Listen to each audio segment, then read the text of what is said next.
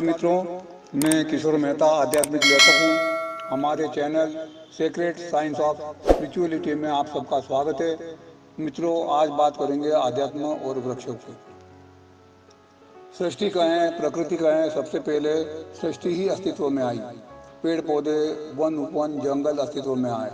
वसुंधरा ऐसी ही तो बनी, सुकोमल, हरी भरी, नैना भरी, सुगंधित, पल्लवित, पुष्पित, सुशोभित। इसलिए जब हम कहते हैं वंदे मातरम, सुजलाम सुफलाम सस्य श्यामला मातरम, वंदे मातरम, तब हम सिर्फ भारत भूमि की ही बात नहीं करते हैं, हम समस्त धरा की, पृथ्वी की सृष्टि की बात करते हैं। इसे हमने मातृशक्ति माना है। तो स्पष्ट है, सृष्टि पहले बनी, पेड़ पौधे, वन उपवन, जंगल पहले बने और बाद में हम लोगों का जन्म हुआ, या कहें हम लोगों का अवतरण हुआ। हमारे पुरखे जंगलों में ही रहते आए थे।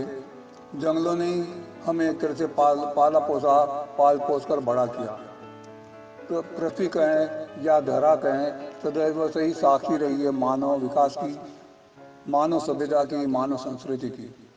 सारे पेड़ पौधे हमारी सभ्यता संस्कृति के साक्षी रहे हैं। अगर कोई एक पेड़ सूखकर मुरझा जाता है तो वो अपना दायित्व अपने पास के दूसरे वृक्ष को सौंप कर जाता है। पेड़ पौधे, वन, जंगल सदैव अपने उत्तराधिकारों की परंपरा निभाते चले आए हैं। मेरे बाद तुम और उसके बाद तुम।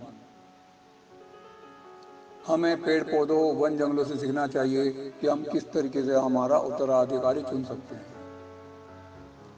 हमने ही पेड़ों में आत्मा को, आत्म तत्व को और आध्यात्म को जाना है, समझा है। उन्हें अपना मानकर उनमें भी इसका अंश मानकर उन्हें ईश्वर स्वरूप माना है। हमारे ऋषि मुनि जंगलों में ही रहते आए हैं, वहीं तपस्या भी करते रहे हैं और तपस्या के लिए किसी वृक्ष के नीचे बैठकर ही तपस्या किया करते थे। इन वृक्षों में आम, पीपल, बड़, नीम, कदम, चमेली, अनार ऐसे कई वृक्ष हैं। इन सब के आध्यात्मिक और वैज्ञानिक पहलू भी हैं। हम जब किसी वृक्ष के नीचे बैठकर साधना करते हैं, जैसे ध्यान साधना, मंत्र साधना, जप तप यज्ञ हवन साधना आदि, तो वो उसे अक्सर हम सुखासन में बैठकर ही करते हैं। सुखासन में हमारी रीढ़ की हड्डी का निचला हिस्सा, जिसे हम मूलाधार कहते हैं, वो सदैव से ही भूमि के संपर्क में रहता है। इसलिए जब आप ध्यान साधना या मंत्र साधना करते हैं तब आपकी समस्त नकारात्मकता मूलाधार के माध्यम से उस वृक्ष की जड़ों में प्रवेश कर समाहित होने लगती है। लेकिन वृक्ष की वे जड़ें भी उस नकारात्मकता को अपने में संग्रहित करके नहीं रखती हैं। जड़ों के माध्यम से टहनियों तक और टहनियों के माध्यम से पत्तों तक पहुंचा देती हैं। पत्ते झड़ते रहते हैं, पतझड़ आता रहता है, तो सारी नकारात्मकता वायु के माध्यम से, वायु तत्व के माध्यम से वायु में ही विसर्जित हो जाती है। ये एक बड़ी अविश्वसनीय और अचंभित करने वाली बातें लग सकती हैं, लेकिन ये शाश्वत सत्य है। ध्यान साधना में विचार शून्यता का बड़ा महत्व है। ईश्वर को पाना है, ईश्वर को जानना समझना है, तो नर्सरी का, शिशु विद्यालय का विद्यार्थी बनना पड़ेगा। विचार शून्य होकर कोरी किताब, कोरा कागज, कोरी स्लेट पट्टी बनना पड़ेगा।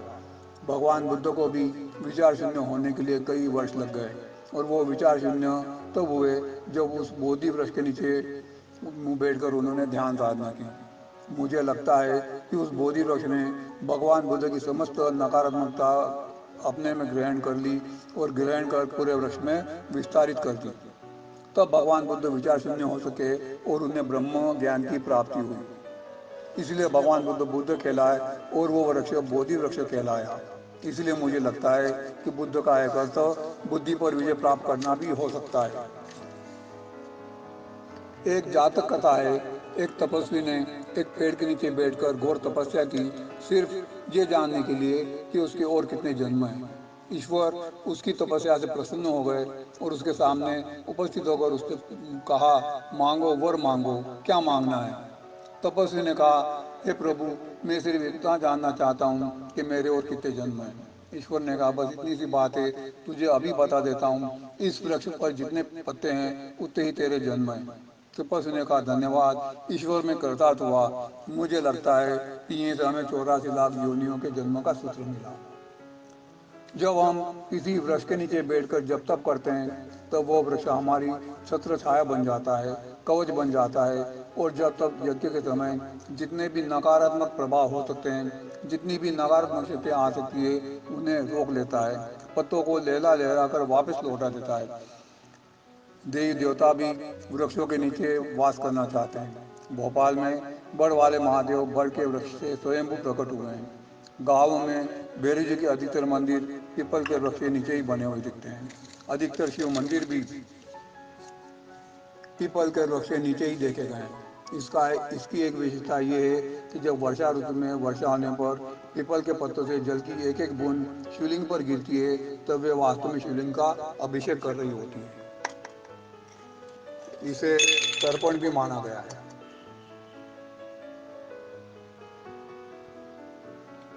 इसलिए हमारे संस्कृति में वृक्षों का बड़ा महत्व है। प्रयागराज में अक्षय वट की कथा सब जानते हैं। उसे नष्ट करने के लिए मुगलों ने क्या क्या नहीं किया।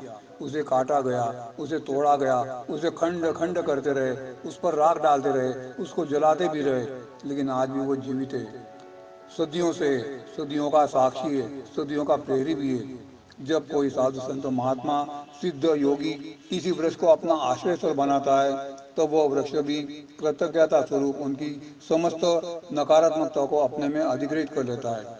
उन्हें वायु तत्व से, आकाश तत्व से प्राप्त सूत्र पहुंचाने में मदद करता है। कई तत्व तो स्वयं उस वृक्ष में सदियों से स्वयं में आदि अनादि काल से समाहित रहते आए। हम सभी जानते हैं वृक्ष हमें ऑक्सीजन देते हैं और कार्बन डाइऑक्साइड को ग्रहण कर विसर्जित करते रहते हैं। ऑक्सीजन यानी प्राणवायु, प्राणवायु यानी जीवन शक्ति, ऑक्सीजन यानी सकारात्मकता, कार्बन डाइऑक्साइड यानी नकारात्मकता, नश्वरता। इसलिए गांव में जो चौपालें बनी वो हमेशा किसी न किसी वृक्ष के नीचे ही बनी, ताकि सकारात्मकता बनी रहे। बात सिर्फ ऑक्सीजन की, प्राणवायु की या कार्बन डाइऑक्साइड की नहीं है, इसमें छिपे सकारात्मकता और नकारात्मकता की भी है। कोई भी वृक्ष कभी भी किसी को नकारात्मकता का संदेश नहीं देता है, हमेशा सकारात्मक सोच ही देता है।